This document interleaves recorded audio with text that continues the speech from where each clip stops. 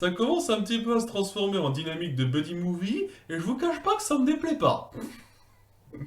Vraiment, ça a l'air bien parti pour m'agripper un peu cette dynamique entre Silver et Flint. Mais avant d'en parler, il y a pas mal de choses sur lesquelles revenir avant d'aller au gros morceau, hein, parce que bon, le gros morceau, c'est vraiment ce qui se passe avec Flint, comment il va essayer de se réhabiliter un tout petit peu. Ça va pas se faire comme ça. Enfin bon, ce qui va se passer, quand même beaucoup de choses à côté. D'une part, il va falloir qu'on suive un nouveau pirate qui est arrivé récemment à Nassau, qui, je sens, va être un peu l'antagoniste entre guillemets de saison. Ça va être lui le grand méchant du moment, hein, qui va amener donc les conflits, tout ça, tout ça. Le mec c'est Lowe, hein, c'est Ned Lowe, c'est ça, un pirate, et on démarre sur lui. L'intro c'est lui qui accoste à bord un autre vaisseau, et le gars, le capitaine se dit ok, soyons civilisés, ils vont nous dépouiller, soyons calmes. On reste tranquille et tout va bien se passer. Eh ben non, hein, voilà, il essaye d'être d'être sympa, d'être diplomate, tout ça, mais en voyant qu'il y a quelque chose de particulier dans la cargaison que transporte ce bateau, eh ben il se dit, Ned, ok, ben, on va les buter, hein. Je veux pas que vous partiez en rapportant ce que vous avez vu, donc on vous bute tous, hein. C'est dommage, hein, vous êtes sympa, mais bon, hein, donc tout va bien se passer dans le cul, hein, c'est mal barré, hein. Et il ramène une cargaison donc particulière qui est une jeune femme. Et c'est pas clair pour l'instant ce que c'est, mais c'est le mystère plutôt bien instauré. Et on va passer un petit peu de temps sur lui, hein, donc qui sera à Nassau depuis peu, et pour aussi illustrer le problème de gestion d'Eleanor et les impondérables qui vont avec, hein. Ça va être un gros impondérable celui-là, ça se sent, puisque on verra plus tard que les cargaisons qui ramèneront de ce bateau-là, et ben, elles sont tachées de sang, hein, les barils sont tachés de sang, et c'est clair et net que ça se revend pas facilement ça. Ah, c'est pas simple, hein. Ça avait quelques soupçons, hein, de rendre ça. Moi, je me dis bêtement, il n'y a pas moyen de laver les barils. Genre, tu passes un coup de savon et le s'empare. Ça doit pas être simple, mais bon, ça doit pas coûter la peau des fesses. Mais apparemment, non, il faut prendre des barils plus propres, faire le transvasement, ça coûte cher. Et c'est un petit peu ce qui va poser quelques soucis entre Eleanor et cela, puisque la première fois qu'elle en parle, c'est au quartier maître de Law, mais plus tard, vers la fin de l'épisode, il y a Law qui viendra la voir pour lui dire ok, je m'excuse de vous avoir menti, que mon quartier maître vous ait menti. Ce qui s'est passé, c'est que bon, ils se sont pas défendus, on les a butés de sang-froid. Je ne vais pas vous dire pourquoi, merde, le mystère une fois de plus. Et euh, je suis cruel, mais je fais ressortir le meilleur de deux hommes parce que je suis totalement franc. Et il faut me croire quand je dis que si vous ne permettez pas à mon équipage de revendre à prix indécent ce qu'on a récupéré, ça va mal se passer. Alors qu'on sent que le mec, il s'y croit et qu'il est assez... Il est douteux, hein. Ça va être quelque chose de délicat à gérer, hein. Ce serait très intéressant de voir comment ça va gérer ça. Ouais, vraiment, hein. Il pose un mystère avec cette femme qu'il a repris de ce bateau-là, intéressant. Et ça peut être cool. Ça peut être cool comme conflit global d'une saison. Parce que ça sent vraiment le conflit global de la saison 2 et on passera à autre chose après. Donc, il se passe d'autres petites choses à Nassau. D'une part, elle est un petit peu vénère, Eleanor, que Vayne prend son job un petit peu légèrement sur certains points. C'est-à-dire que, ok, il garde la baie, très bien, mais il n'assiste pas aux réunions, il fait pas d'efforts plus que ça, et il assure pas grandement la sécurité à l'intérieur de la baie, alors que Hornigold le faisait. Donc, elle est un petit peu énervée qu'il prenne ça un peu par-dessus la jambe. Donc, il s'énerve un petit peu, il dit c'est quoi, c'était Hornigold, moi c'est moi. Si les autres sont pas fichus de se protéger eux-mêmes, pourquoi j'irais me faire chier, donc, un beaucoup plus leste dans sa façon de gérer les choses. Et il y a aussi la bombe qui lâche un petit peu, c'est-à-dire le fait qu'est-ce qu'on va faire avec Flint lorsqu'il reviendra avec son ordre, tout ça, tu penses que je vais le laisser passer? T'es sûr? Il pose la question que ça te dirait qu'on se partage les richesses si je le coule.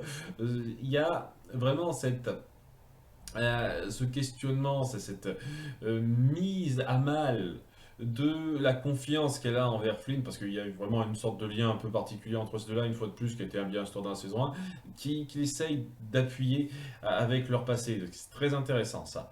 Pour le peu qu'on le voit, c'est intéressant. Alors, bien entendu, hein, lorsqu'elle vient le voir, évidemment, il est en train de faire l'amour avec une pute, hein, évidemment. Hein. Mais si on nommait ça, ça montre que il prend la chose à la légère et qu'il est beaucoup moins digne de confiance et sûr que Corny Gold. Hein. Ça va pas être simple de gérer les choses avec lui. Il y a aussi certaines choses à gérer, notamment par rapport au bordel, puisque on va s'y pencher un peu plus, évidemment. Hein. Déjà, on va se centrer un tout petit peu sur Jack qui se fait tabasser après être allé aux toilettes. Et ouais, quoi, c'est pour appuyer le fait que les gens le voient super mal d'avoir trahi ses équipiers. Et donc, étant donné qu'il n'y a que les toilettes publiques, je ne sais pas exactement comment ça se gère à l'époque. Il ne doit pas y avoir les toilettes spécifiques au bordel, donc il doit se sortir pour ça. Sans doute, sans doute. Il l'a mal, mais il essaye de manger ça, quoi. Il essaye de dire, ok, ça me fait du mal, ça m'énerve, je fais avec. Hein, ça l'emmerde, mais il fait avec. Et ouais, il y a un peu ce côté, on a de la peine pour lui de la part des filles qui gèrent ça, c'est-à-dire Max et Anne. Mais on va se centrer sur autre chose dans pas longtemps, puisque le fait est que le bateau que Law a attaqué, c'était pas prévu pour lui, quoi. Les informations qu'Eleanor a données, c'était pas pour lui, c'était pour quelqu'un d'autre, un autre pirate. Et le fait est qu'il l'ait pris de vitesse qui s'est attaqué en premier, ça l'embête un petit peu et elle veut savoir, en se renseignant auprès de Jack, si elle n'est pas au courant lorsqu'il vient le voir. Et c'est là que Max dit, oui, je sais, c'est moi qui lui ai dit. Il m'a donné du pognon et je t'emmerde, Eleanor. Ah, ouais, excusez-moi, si on parle là-dessus, pour Max, c'est pas un nouveau départ sans as autour du personnage, hein, c'est une fois de plus, ah, je t'en veux, Eleanor, donc je te fais chier. Hein, t'as vu. Ouais, super personnage, super personnage. Mais bon, quoi, Eleanor le prend mal, dit, ok, la prochaine fois, je vais te taper les doigts, ma fille. Bon, elle se barre, et celle qui le prend le plus mal, c'est Anne, qui dit, ah, lui, comment t'as osé faire ça après ce qu'on a perdu pour toi, on sent que c'est un petit peu une goutte d'eau qu'elle cherchait à voir tomber pour faire déborder le vase, celle-là, puisqu'elle elle a vraiment un petit peu gros contre elle. Et au début, ça sent la situation un peu compliquée à gérer pour Jack. Il dit ok, laisse-lui un peu le temps, mais on va très vite aller sur le coup un peu facile pour moi en fait, elle n'arrivait pas à accepter son homosexualité, enfin sa bisexualité, puisque ça lui arrivait à plusieurs reprises de coucher avec des mecs sans que ça la dérange. Donc voilà, bisexualité quoi. Puisque voilà, il y a Max qui va lui dire gentiment, avec des termes mais super recherchés. Genre, c'est quoi ce truc? Depuis quand tu parles de façon aussi huppée comme ça? Mais vraiment, hein. Peut-être que c'est la VF qui aide pas, pour ça, c'est pas impossible, mais punaise, la façon dont elle présente. Je crois que notre relation est basée sur un petit problème que nous devons régler séant, presque. Et ce genre de conneries. Ok. Depuis quand tu parles de façon de cette façon-là, ma fille? C'est peut-être la VF, une fois de plus, c'est peut-être la VF qui est pas ça. Et au bout d'un moment, alors que elle essaye un tout petit peu de l'approcher, on voit qu'il y a une sorte d'alchimie au bout du compte. Elle assumait pas son côté homosexuel et elle décide de se lancer dedans. Est-ce qu'elle va l'assumer totalement? C'est pas forcément quelque chose de mauvais à faire. J'imagine que pour l'époque, même auprès des femmes, assumer son homosexualité, c'est pas quelque chose de simple. Sans doute, sans doute. Je m'attendais à quelque chose d'un peu plus recherché que ça, un peu moins complexe. Histoire de cul, une fois de plus, quoi. Est-ce que c'est une relation amoureuse qu'on essaie de mettre en place ou pas? Je sais pas trop, quoi. Enfin bon, c'est là que ça se termine. La partie sur Max et Anne et Jack, enfin nous, toute la partie sur le bordel, une fois de plus, c'est pas le plus intéressant. Vraiment, hein, je fais pas ça pour faire chier. Je dis pas, ah, c'est le bordel, donc je vais pas aimer. Je dis juste, je trouve vraiment pas que vous mettez en place des intrigues et des moments de personnages super forts et super prenants quand vous vous centrez sur cette partie-là la plupart du temps. Donc, Ça démarre pas super et je m'attends pas à grand chose de plus par la suite. En tout cas, voilà ce qui se passe à Nassau, c'est pas trop mal, c'est pas le plus marquant, mais ce qui marche le plus, évidemment, c'est toute la partie sur Flint et Silver qui doivent un petit peu retrouver leur grâce.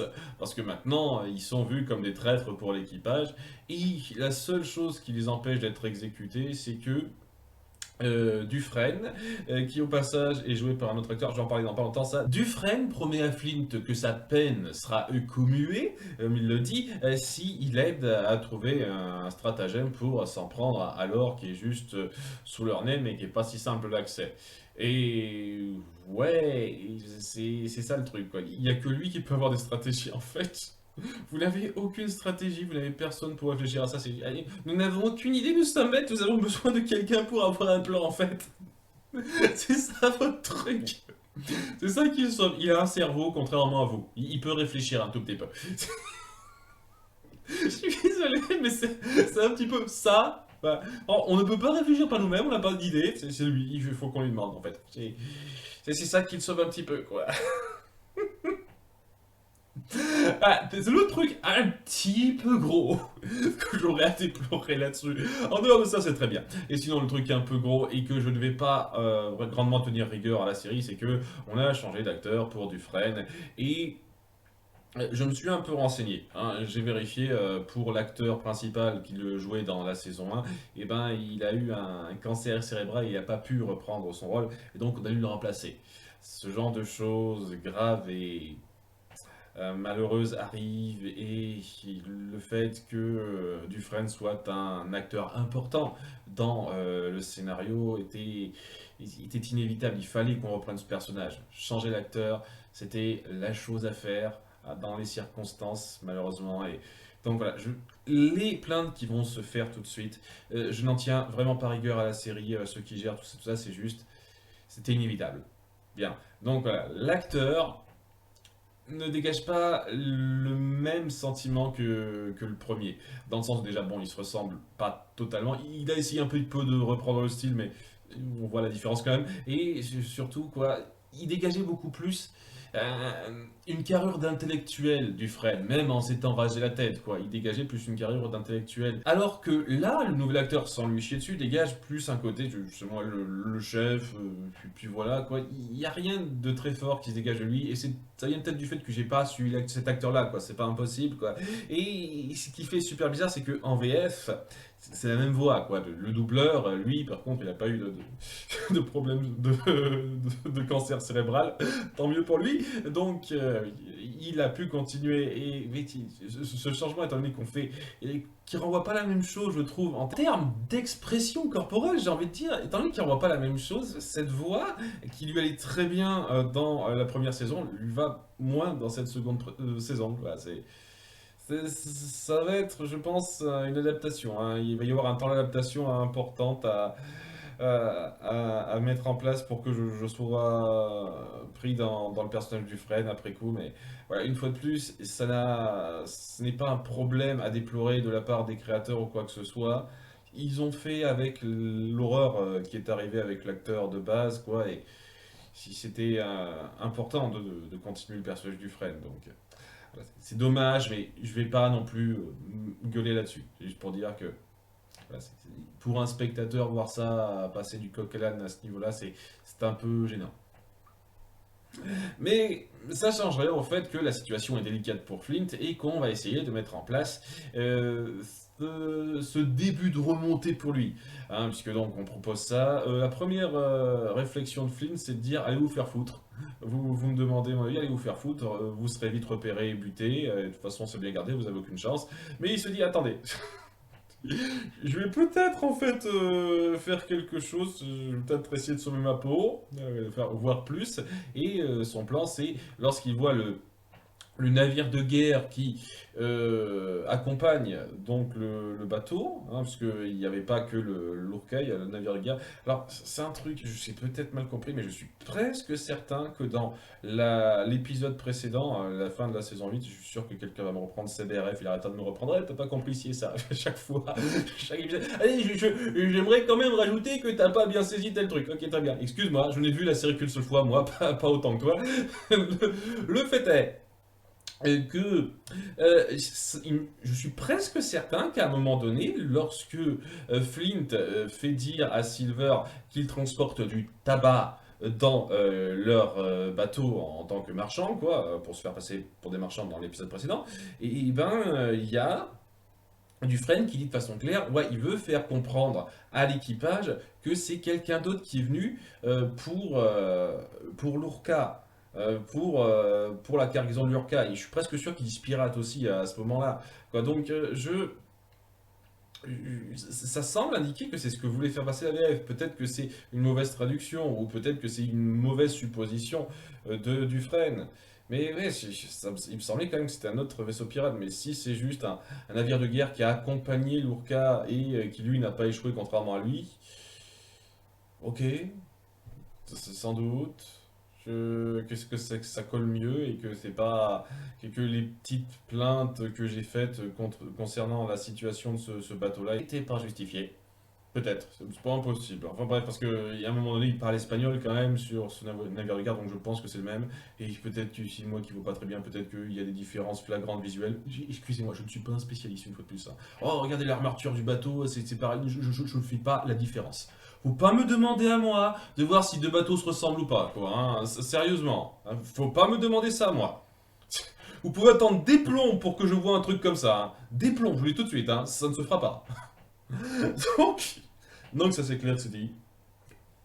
Voilà, le navire de guerre qui l'accompagne, le but de Fleet, c'est de proposer à tout le monde, ok, il y a moyen de recapturer ce bateau-là et d'arriver à s'en sortir après. Peut-être avec ça, recapturer le magot et s'en tirer, quoi. Mais pour ça, il faut d'abord capturer ce galion qui sera pas autant gardé qu'il le sera, puisqu'il y aura à faire pas mal de voyages sur Terre avec les richesses à garder, tout ça, tout ça. Donc il y a moyen de tirer notre épingle du jeu. Mais pour ça, il faut s'infiltrer. J'ai besoin de quelqu'un. Et Silver, le premier, dire moi, moi.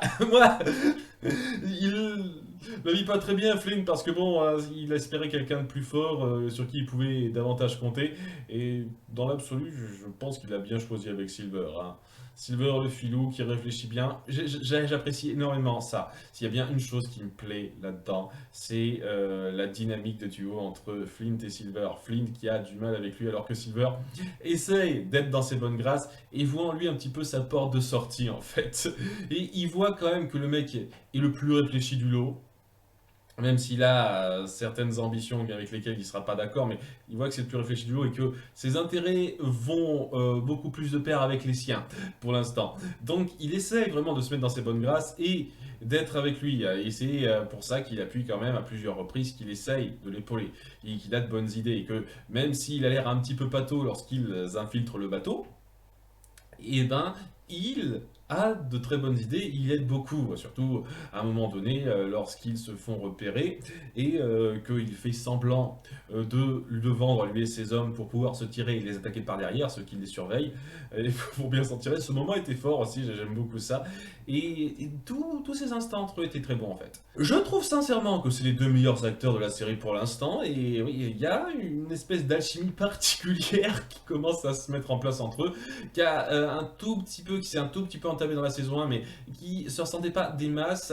Mais ça a commencé vraiment à se ressentir un petit peu à la fin de la saison 1, lorsqu'il était prêt à le couvrir après le meurtre de Gates. On sent que ça va devenir un peu un nouveau Gates pour lui, même s'il ne le veut pas à un certain degré, et que le moment où il finira par le lâcher, parce qu'une fois de plus, si on doit être un peu fidèle à l'île au trésor, c'est ce qui devrait se passer, ça serait cool.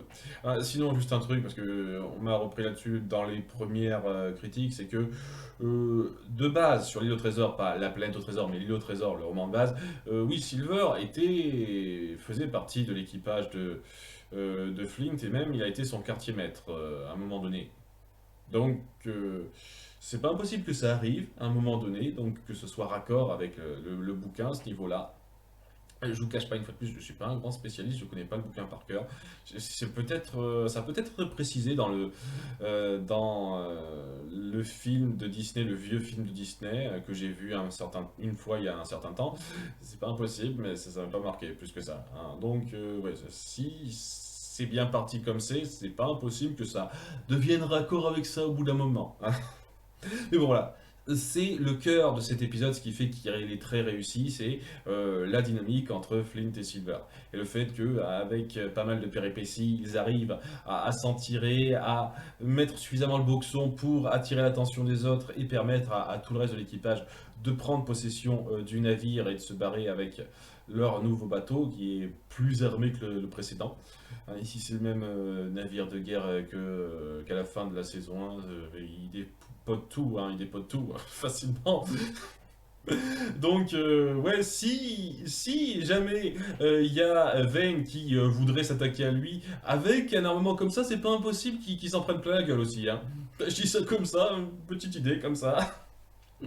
Donc, ouais, c'est très intéressant. Et puis, on montre que l'équipage, un peu à contre-cœur, pas tout le monde, vraiment à la très faible majorité, décide d'accepter euh, de faire grâce à Flint pour lui permettre de survivre.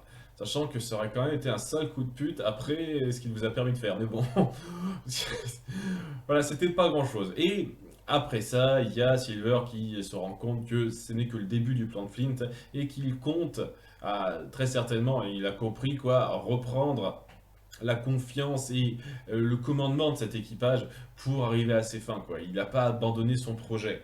Et c'est un peu ça qu'il a vu lorsqu'il a décidé de ne pas finir d'envoyer l'équipage se faire foutre. Il s'est dit, il y a peut-être une opportunité de rebondir jusque là où j'étais, même si ça va pas être simple. Et Silver se rend compte que ouais, il y a moyen de faire ça, il y a moyen qu'il touche davantage sa part du gâteau en l'épaulant. Une fois de plus, c'est quelqu'un qui sait bien lire la situation. Pour l'instant, mon personnage préféré de cette saga. Mais ouais, c'est sur ça que ça se termine, et bien, bien. La partie sur Nassau était pas trop mal, pas extraordinaire, mais pas trop mal, et la partie autour de Flint et Silver était bien. Et j'en ai pas parlé, mais on revient rapidement sur le passé de Flint. Oui, il y a un flashback sur son passé à Londres lorsqu'il était lieutenant dans la marine et qu'il a épaulé donc Lord Hamilton qui voulait débarrasser Nassau de ses pirates. Et il y a il s'appelait pas Flint à l'époque, je sais plus son nom, qui lui dit ok c'est bien de penser ça, mais pensez plutôt au grand ordre des choses. Il montre un petit peu une exécution publique de pirates et pour lui faire se rendre compte, vous savez, les gens ont un peu besoin de boucs émissaires. Et c'est pas en changeant la situation comme ça, c'est pas en se débarrassant des pirates comme ça que ça va marcher, il faut changer les gens. Changer les hommes, changer les choses avec des bouquets de roses. Et des pesos surtout, hein, pour les pirates. Et ouais, il essaie un peu de lui faire comprendre ça, même si, je sais pas, il a pas l'air non plus parti pour changer grandement ses plans après coup. Et j'imagine qu'on va revenir un peu sur ce flashback-là, la tentative d'Hamilton, quand ça marchera pas, et oui, c'est la relation avec Miranda, puisqu'on voit sa rencontre rapide avec Miranda à la fin du flashback, qui est pas mal. Pas mal, pas mal. Le flashback était cool. Donc, ouais, beaucoup de bonnes choses à dire. C'était un bon départ. Et oui, je suis impatient de voir comment on va se gérer le conflit avec Law. Hein. Il peut promettre, il peut promettre. Hein. Le mystère qu'il instaure pour l'instant m'agrippe pas mal. À bientôt pour l'épisode 2. Bye!